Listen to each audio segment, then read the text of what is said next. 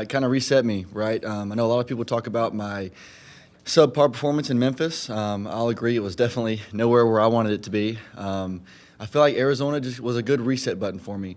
Got me back to where I wanted to be. I got back to really just throwing strikes and getting ahead of hitters, and I let the cutter and the slider kind of do their things. So, Connor getting added to the 40-man, I mean, obviously it was big for you. I mean, what was that reaction like? What was that emotion like learning that? Yeah, I got a call that morning about 10 o'clock. I was just kind of in the living room on the day of the deadline, and I was like, well, talking to my wife, I was like, well, don't know what's going to happen. I'd love it if they protected me. I still hold a lot of value. I know the Cardinals like me a lot. We just don't know. And then when I got the phone call, I just, man, so many emotions kind of fell over in that moment.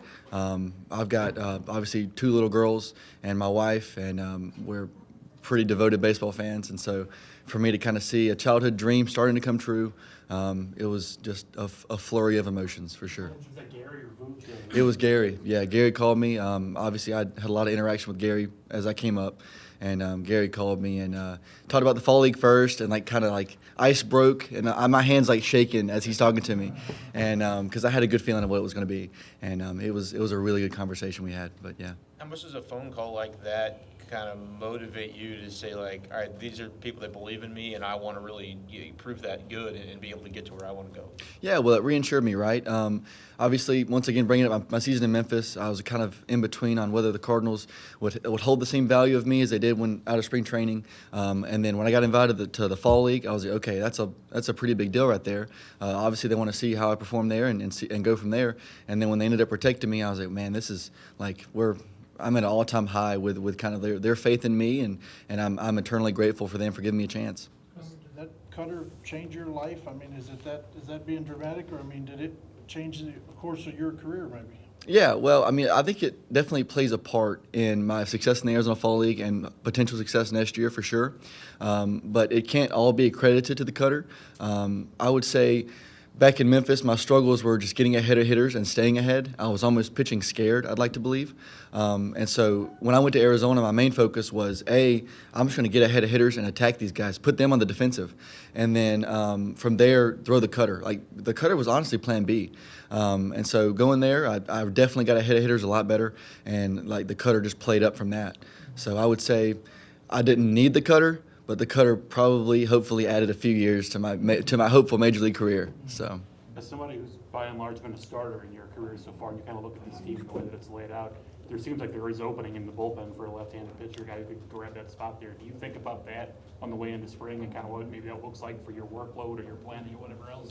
Yeah, well, this spring training we're in a unique position, right? With the WBC, it seems like half the roster is going to go play for some team, and so I'm in a unique position to hopefully get some key innings, whether that be starting, mid-relief, whatever the case may be. A lot of opportunity for a lot of young guys like myself to go and make a name for ourselves, and so I look forward to kind of that opportunity, and I think that I'm just going to let the cards fall where they fall, man, and control what I can control through my preparation and all that stuff. So. You're not secretly British or anything? No. As far as I know, I'm full-blood American. So, red, white, and blue, man.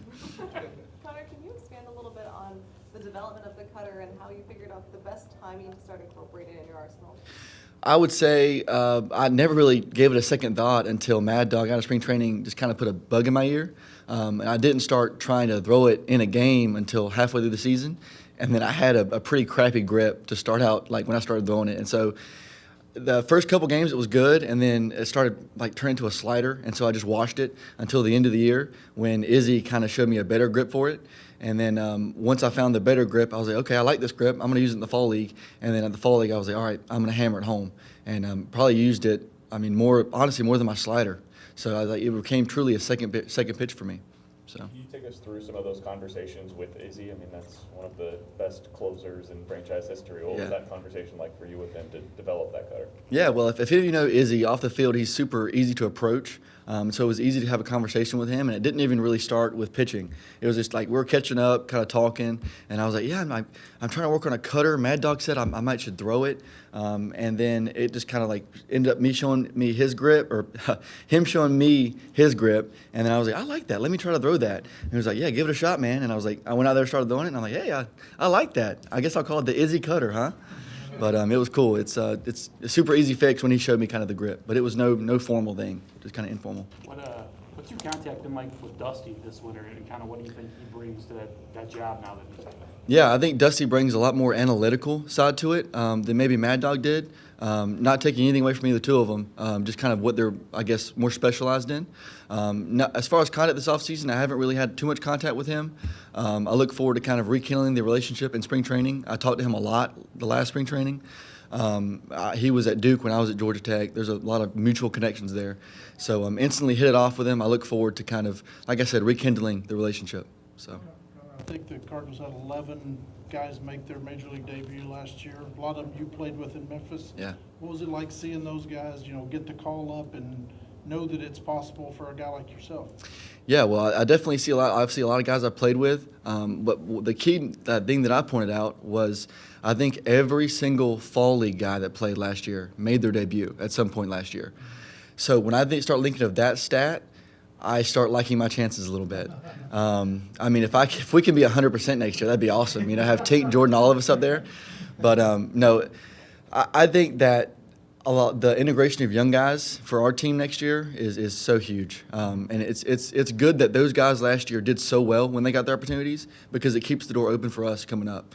So I owe them a lot too. Are those guys you can kind of learn from and kind of get their experiences on what it's like to make that leap? Yeah, me and Andre, we came up together pretty much like we were battle brothers for much of our minor league careers. And last two guys on spring training, we're pretty close. I text him; he's a good friend, and so kind of like rekindling that here, seeing him face to face the first time since he got the call out of spring training. It was cool to kind of get his experiences, kind of hear what he has to say, and like how his life has changed. And so it's cool to have guys that you came up with make it, and then kind of pick their brain as they go. So yeah, definitely. What are your thoughts of AAA implementing robot umpires? Well, I'm a pretty big fan of it, right? There's got to be consistency somewhere in the game. You can keep like kind of if it's the challenge system, I'm a big fan of the challenge system, but if it's just robo-umps, I'm still a fan of it, but not as much a fan of the challenge system. You got to have some consistency, though, man. Like, the zone's got to be the same. There can't be any more, like, home advantage, away advantage, umpires trying to compensate either way. I'm not a huge fan of that. So I like it. It's a good direction of baseball, I think. Connor, I know you mentioned the challenge system. Was that something you saw a little bit of out in Arizona? Because I think Pedro had all overturned. So the field that I was at, Salt River, we were there for, I guess, half of our games were home. We were there for half of them, and our field was the only field with the ABS challenge system. And so seeing it firsthand, like, obviously the first week we're like, what is this crap, man? Like, come on, it's not for baseball. We're real rejected it, honestly. But we let it work, we let it play, and man, I turned out to be a huge fan of it. It let the umpires still make strikes and balls calls, but it lets the players hold the umpires accountable if we think they made some crappy call. Because you got to think, you're in the bottom of the ninth, an umpire makes a strike call on the chalk that costs us the game. You got to have some accountability there, and so I kind of like where it's going. I do. How many challenges were overturned, if you know that stat? Yeah, well, it seemed like every time my team challenged, whether it was a strike to a ball or a ball to a strike, we lost it. So I would say our success rate was about 0, but other teams seemed like a good 90 to 95%. So it was funny though. I mean, it was a cool thing to kind of see it up on the scoreboard and see the pitch trail come in and see it just barely missed. Like I know, I think there was a pitch maybe to Jason Dominguez in the fall league, and the pitch just barely missed, and it was to determine a walk or a strikeout. He just got struck out, and he challenged it. And the pitch trail came up, and the ball was there was hardly even daylight between the strike zone and the ball, and he earned the walk. And his side of the dugout just erupted in cheers. Yeah, we won that, yeah. So it was cool to see. I like it. I do. It's fun. What would your mentality be like going into spring training? Your nerves, your excitement to know that the opportunity's there if you perform well? Yeah, well, obviously being on the 40-man, I was already pretty amped up about it. But it seems like there's a lot of innings to be ate up in spring training, man, with a couple of our starters being gone, some bullpen guys, Palante, those kind of guys going to play for their teams, which is congrats to them, by the way. But there's a lot of innings to eat up, and I look forward to being a guy on the 40-man, hopefully eating up a lot of key innings, facing some big leaguers and getting some experience. So, yeah. What's been the emphasis of your off season? Is it keeping the mechanics in line? Is it adding velocity? What's it been? Yeah, well, so far I'm just getting ramped up, man. So I got to keep it honest. My main focus is just being a dad. You know, I've only been home for since like a little before Thanksgiving, and so I haven't really had a whole lot of time to just be a dad and be a father, a husband, a son to my parents. Like it's good to kind of see some family. Now, as we ramp up, my focus would probably be, like, obviously, continue the cutter, maybe work on throwing it to both sides of the plate, and then throwing my sinker both sides of the plate, and just kind of playing it off that. Start doing more like an X as it's coming out on both sides of the plate. So that's my focus. What was your initial reaction to Jordan Walker, your first impression of him? Oh, dude, like I was day one. I was like, just got to my locker, and I kind of turn around and like feel this like shadow hit me, and I turn around and the light's shining on him, and it's like this like mountain of a man, Jordan Walker, and I'm like, dude, you're 20? Dude, how old are you? And I was like, you look like you're 30, had a few years in the show, you know, what are you doing here? But no, he's a cool guy, really awesome, down-to-earth dude, and like he's a presence in the clubhouse. So it's cool to see.